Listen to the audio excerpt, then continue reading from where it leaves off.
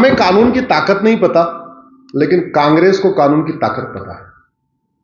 इसलिए आप नेहरू जी के मंत्रिमंडल से मनमोहन जी का मंत्रिमंडल उठा के देखिए, आपको उसमें 10 बड़े वकील जरूर मिलेंगे, क्योंकि उनको पता है कि कांग्रेस कानून में कामा चेंज करने से, एक फुल स्टॉप लगाने से, 2 शब्द जोड़ने से या 2 शब्द घटाने से कितना बदलाव आता है। भारत के संसाधनों पर, भारत की संसाधन मतलब भारत की जमीनों पे कब्जा करने के लिए पहला कानून 1894 में बनाया था। उसका नाम था, अंग्रेजों ने जो कानून बनाया था उसका कहते हैं लैंड एक्विजिशन एक्ट 1894। कहने का ये इस आड़ में बनाया गया कि भैया हम जमीन एक्वायर करेंगे और उन जमीनों पे हम विकास करेंगे, पुलिस लाइन बनाएंगे, कप्तान का ऑफिस बनाएंगे, थाना बनाएंगे, तहसील बनाएंगे। लेकिन मंशा कुछ अलग थी। उन्होंने क्या किया, जहां उनको 5 एकड़ जमीन चाहिए होती थी, 50 एकड़ जमीन इकट्ठा कर ली और 5 एकड़ पे विकास किया। 45 एकड़ जमीन चर्च को दे दिया, मिशनरीज को दे दिया। पूरे देश में सिविल लाइन बनी हुई है, दिल्ली में भी एक सिविल लाइन है। पूरे देश की सिविल लाइन उसी 1894 वाले लैंड एक्विजिशन एक्ट के अंतर्गत बनी है। और आपको पूरे देश में जहां जहां सिविल लाइन मिलेगी वहां ज्यादातर जमीन चर्च और मिशनरीज के पास मिलेगी। आप पूरे देश में कहीं उठा के देख लीजिए। वो सारी जमीनें 99 साल की लीज पे दी गई थी। 99 साल सबका पूरा हो चुका है, 99 साल, लेकिन अभी तक वो जमीनें वापस नहीं आई हैं।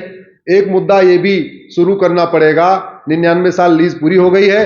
जय श्री राम, जय श्री राम। वो मेरे दिमाग में है, लेकिन तब थोड़ा टाइम नहीं मिल पा रहा है उसमें मुझे पीएल करने के लिए। लेकिन हम सोच रहे हैं अब की बार 400 पार हो जाए, हो सकता है सरकारी कुछ कर दे। उसके बाद जब देश आजाद हुआ, विभाजन हो गया, तो क्रिश्चियंस को तो 1894 वाले कानून से मिल गई थी। जो यहां की जगह खाली थी, उस जगह को एडजस्ट करने के लिए नेहरू जी ने 1954 में कानून बनाया, उसको कहते हैं वक्फ एक्ट। वक्फ एक्ट पहली बार कब बना? 1954 में। इंदिरा जी ने उसको और मजबूत किया, राजीव गांधी जी ने और मजबूत किया, नरसिम्हा राव ने और मजबूत किया, मनमोहन सिंह ने 2013 में आते जाते जाते इतनी पावर दे दिया कि आज की डेट में वक्फ बोर्ड किसी जगह पे आके कह दे ये वक्फ की प्रॉपर्टी है, यहां बाबर का घोड़ा घास खाता था, आप वो मान लिया जाएगा बाबर का घोड़ा घास खाता था। इतनी अनबिलीव।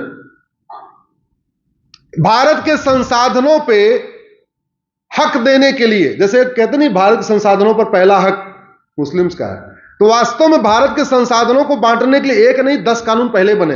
1894 का लैंड एक्विजिशन एक्ट बना, 1954 का वक्फ एक्ट बना, उसके बाद 1985 में राजीव गांधी जी ने सिटीजनशिप एक्ट को बदला, उसमें 6A जोड़ दिया। एक झटके में एक लाइन की धारा है 6A, और असम में 60 लाख बांग्लादेशियों को भारत की नागरिकता उठा के दे दी। ऐसे कानून बना बना के एक के बाद एक के बाद लगभग 10 कानून बनाए गए भारत के संसाधनों को हमसे छीनने के लिए और बांटने के लिए। भारत में मठ मंदिरों के लिए 35 कानून हैं कब्जा करने के लिए, मठ मंदिरों को अपने टेक ओवर करने के लिए। किसी मजार के लिए एक भी कानून नहीं, किसी दरगाह के लिए एक भी कानून नहीं, किसी मस्जिद के लिए एक भी कानून नहीं, किसी चर्च के लिए एक भी कानून नहीं। आप ये बताइए, मठ मंदिरों को चलाने का हमारे पास ज्यादा अनुभव है या दूसरों को मस्जिद चलाने का ज्यादा अनुभव? अरे मस्जिद चलाने का अनुभव कितना है? 1400 साल।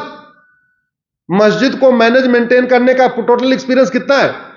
1400 साल। चर्च को मैनेज मेंटेन करने का टोटल एक्सपीरियंस कितना है? 2000 साल। और मठ मंदिरों को मैनेज मेंटेन करने का हमें कितना अनुभव है?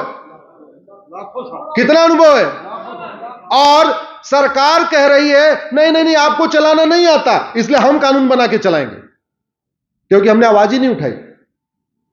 हमने उन 35 कानूनों को सुप्रीम कोर्ट में चैलेंज किया हुआ, जो मठ मंदिरों को कंट्रोल करने वाले कानून है। वक्फ एक्ट को भी हमने चैलेंज किया हुआ है, मामला कोर्ट में चल रहा है। अभी जागरूकता थोड़ी बढ़ गई है, तो टोटल देश में 120 PIL आ गई है। तो ये जो आप कह रही है ना कि भारत की संपत्ति को बांटने के लिए ये तो नया 11वां कानून आने वाला, जिसका वो वादा कर रहे हैं। 10 कानून तो पहले बना के चले गए उनके पूर्वज। उन 10 कानूनों के खिलाफ लड़ाई शुरू करना पड़ेगा।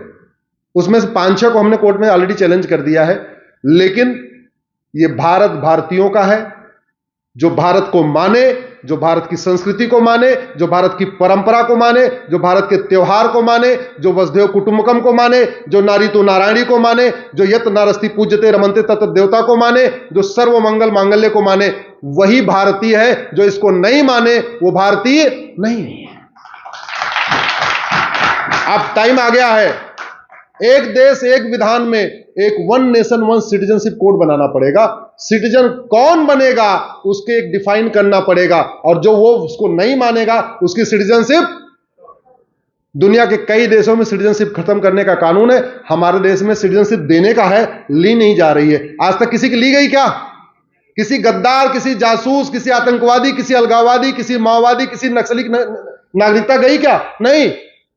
नागरिकता मिलती है खूब, गई किसी की? नहीं। तो एक देश एक विधान के अंतर्गत अब हमें one nation one citizenship code की भी जरूरत है, लेकिन उसके लिए संविधान में संशोधन करना पड़ेगा। उसके लिए अब की बार बहुत अच्छे, आप तालियां सब ताली हो जाओगे, बहुत अच्छा है। राजेंद्र जैन जी का धन्यवाद, आपने सहयोग किया और क्या जो भी देना था मुझे बाद में दे दिया। राजेंद्र भैया बहुत अच्छा पानी का काम करते हैं, केमिकल वाटर, कौन सा वाटर आपका?